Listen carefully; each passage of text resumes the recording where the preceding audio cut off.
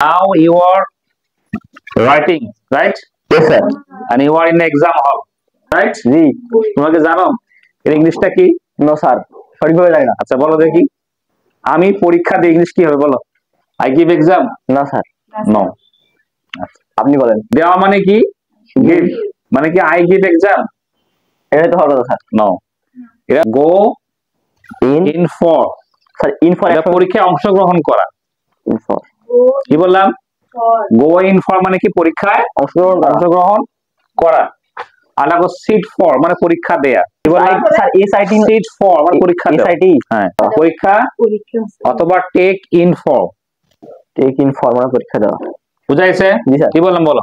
Go in for পরীক্ষা অংশগ্রহণ করা। সিট ইন ফর পরীক্ষা দেওয়া। সিট ফর পরীক্ষা দেওয়া। টেক ইন ফর মানে পরীক্ষা দেয়া। বুঝে বোঝাইছে কি? দেখো বলতে কি আমরা পরীক্ষা দিই, ইংলিশ কি হবে? আমরা পরীক্ষা দেই। We sit for the exam দেব। We will sit for the exam.